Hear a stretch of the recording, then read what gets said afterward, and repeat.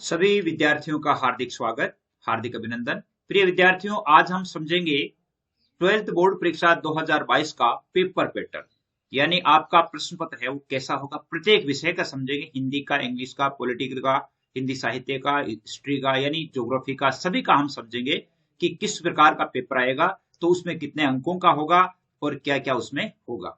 तो इसमें देखिए, सबसे पहले हम हिंदी के प्रश्न पत्र को समझते हैं। तो इसमें 80 अंकों का आपके पेपर होना है। 80 अंकों के पेपर का आपकी समय अवधि है इस बार घटाई है, आधा घंटा कम की है। अर्थात पहले 3.25 घंटे 3 घंटे 15 मिनट हुआ करती थी, अब वहां पे 2 घंटे और 45 मिनट की ही हो गई है, जो कि अभी पिछले दिनों ही की है, 2.25 घंटे का कर दिया है। इसके लिए देखिए, आपका जो पेपर होता है वो 4 भागों में विभाजित होता है: ज्ञान, अवबोध, अभिव्यक्ति और मौलिकता में। इनको आपको वैसे आप समझ सकते हैं। ज्ञान के प्रश्न है वो 15 अंकों के आएंगे, अवबोध के 27 के आएंगे। अब अवबोध क्या है, ज्ञान क्या है, इसके बारे में भी एक वीडियो बनाया हुआ है, उसमें आप समझ सकते हैं। लेकिन यहां तक आपको नहीं, अब आपको जो समझने की बात है वो ये है कि आपके अंक बाहर किस प्रकार पूछे जाएंगे, उसके बारे में देखिए। उसके बारे में देखिए, तो हम अंक भार जानते हैं कि अंक भार क्या है आपका इस बार, वो देख लीजिए थोड़ा सा। देखिए, अंक बार में आपके एक तो वस्तुनिष्ठ प्रश्न और रिक्त स्थान वाले प्रश्न आएंगे, 18 अंक, यानी प्रश्नों की संख्या है वो 18 होगी। अब देखिए, आपको जैसे अपन छोटे वीडियो पढ़ रहे हैं, वस्तुनिष्ठ प्रश्न का अर्थ है जिसमें एबीसीडी वाले भी होते हैं। अब एक एक जो अंकों के होते हैं वो अति लघुत्रात्मक प्रश्न होते हैं। तो वस्तुनिष्ठ प्रश्नों में रिक्त स्थान भी आएंगे, 6 तो रिक्त स्थान आएंगे, 12 है वो आपके एबीसीडी वाले प्रश्न आएंगे, जिसमें 18 पूरे प्रश्न होंगे, यानी एक एक अंकों 18 अंकों के ये प्रश्न हो गए। दूसरी बात, अति लघुत्रात्मक के 11 प्रश्न आपके आएंगे। क्या आएंगे? 11 प्रश्न इसमें आएंगे, और वो 11 प्रश्न है वो भी एक एक अंकों के होंगे, यानी 18 प्लस 11 29 प्रश्न है वो एक एक अंकों के होने, यानी छोटे प्रश्न होने। लघुत्रात्मक प्रश्न है वो 9 प्रश्न आएंगे लघुत्रात्मक, जो कि 2-2 अंकों के होंगे, और बड़े प्रश्नों वाले 4-4 अंकों के होंगे। दीर्घ उत्तरीय जो 3 प्रश्न होंगे, और निबंधात्मक प्रश्न है वो 4 आएंगे। यानी इनके प्रश्नों की जो संख्या है, वैसे प्रश्नों की संख्या 46 है, लेकिन जैसे ये पहला प्रश्न है तो इसमें आपको जो ये 12 प्रश्न है वो एक में ही गिने जाएंगे। और इस प्रकार क्या है कि ये प्रश्नों की संख्या 20-21 के लगभग हो जाएगी। और 80 अंकों का ही पेपर होना है। कितना होना है? 80 अंकों का ही पेपर होना है। तो ये आप ध्यान रखेंगे कि अब आपके कौन से प्रश्न कितने के आएंगे, कौन सा अंक भार क्या होगा, वो जरा आप देख लीजिए।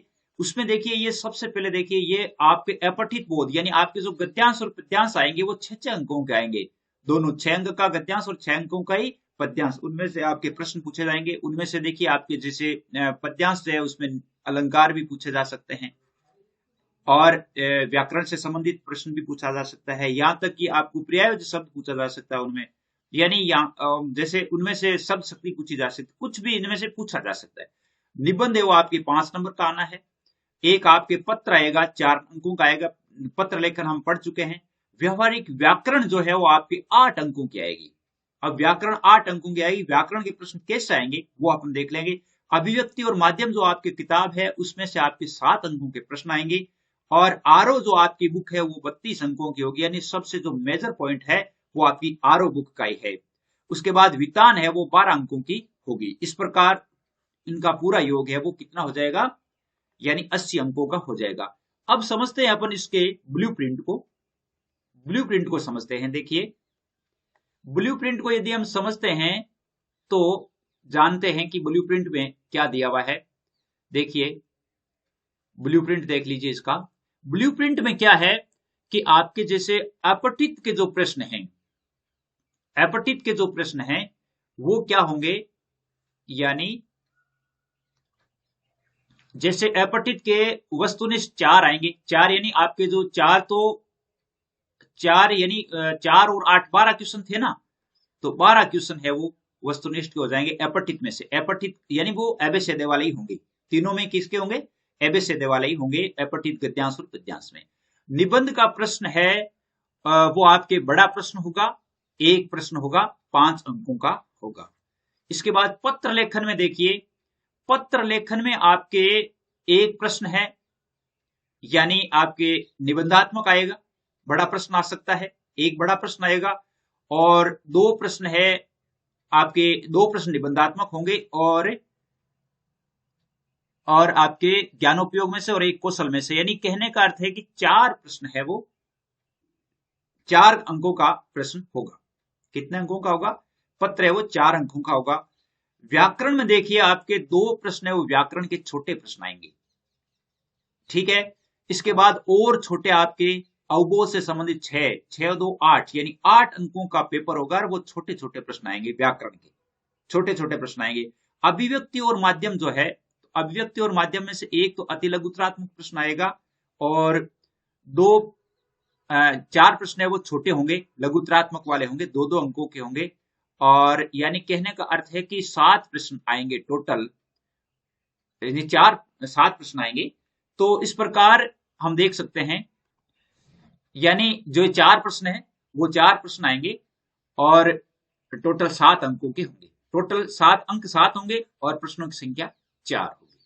आरओ में से देखिए, आरओ में से अति लघुत्रात्मक 3 अंक आएंगे, 3 प्रश्न आएंगे और 3 अंकों के एक, और इसके बाद 2 प्रश्न आएंगे छोटे निबंधात्मक आएंगे। और इसके अलावा आपके यानी ये जो है 2 प्रश्न है वो बड़े आएंगे, अति लघुत्रात्मक प्रश्न आएंगे और इसके साथ ही और भी 2 बड़े प्रश्न निबंधात्मक होंगे। तो इस प्रकार कुल मिलाकर के आरओ में से 12 प्रश्न आएंगे। कितने आएंगे? 12 प्रश्न आएंगे और 32 अंकों के होंगे। विज्ञान में से आपके 3 छोटे प्रश्न आएंगे और यानी कुल मिलाकर के 12 प्रश्न आएंगे, 8 प्रश्न आएंगे 12 अंकों के। 8 प्रश्न आएंगे कितने अंकों के? 12 अंकों के। कुल मिलाकर के आपके कितने का होगा? यानी कुल मिलाकर के आपके ये हो जाएगा 80 अंकों का प्रश्न। कितने का हो जाएगा? 80 अंकों का प्रश्न, यानी टोटल प्रश्नों की संख्या 46 हो जाएगी।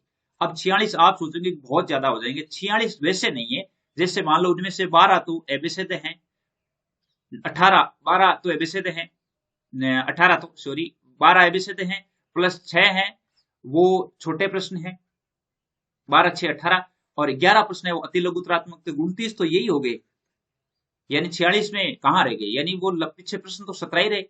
तो इस प्रकार क्या है कि इन प्रश्नों का ये आपका पैटर्न रहेगा। तो इस पैटर्न को आप अच्छी तरह से समझें। अब हम आगे थोड़ी सी देर में हम आपके जो मॉडल पेपर आए हुए हैं उन मॉडल पेपर्स को हम हल करके देखेंगे कि कौन कौन से वो कैसे आएंगे। तो आज तो केवल हम पैटर्न ही समझेंगे और अगला जो है वो जल्दी ही आपको समझा दिया जाएगा। जय हिंद, जय भारत।